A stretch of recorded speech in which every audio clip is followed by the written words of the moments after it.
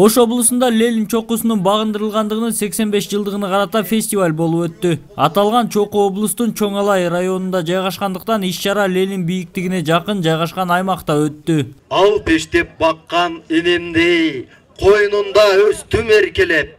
Жергиликтүү жана борбордон келген атка минерлердин катышуусунда фестивалдын ачылыш аземи орун алды. Белгилей кетсек, фестивалда ар кандай көңүл ачуучу оюн зооктору менен катар эле спорттук мелдештер да уюштурулган. Алсак, бел боо күрөшү, тыйын эңмей, кыз куумай, эреңиш сыяктуу улуттук спорттун түрлөрү боюнча жана волейболдон жергиликтүү тургундар мыктыларын аныкташты. Алпинисттердин сезонунун ачылышына карата жыл сайын өткөрүп турганбыз буга чейин дагы. Анан ушунда дагы спорттук оюндар менен коштолуп, айрыкча ат оюндарыны ушу акыркы мезгилде кичине супсактап баратканга байланыштуу ушул ачыкташ алт лагеринде сөзсүз түрдө улуттук оюндар өткөрүлүп жүрөт да. Фестивалды өткөрүү идеясы өлкөнүн альпинисттер бирикмесинин жетекчиси Владимир Комиссаровго таандык. Мындай иш-чараларды өткөрүү менен биз бир нече максатты көздөдүк. Эң башкысы өлкөдө тынчтык болсо, Ленин сыяктуу чокулар туристтерди дайыма өзүнө тартып турат, дейт ал. Продвижение Кыргызстана. Биз Кыргызстанды туризм жана альпинизм өлкөсү катары дүйнөгө таанытышыбыз керек. Анын бир жолу бул фестиваль.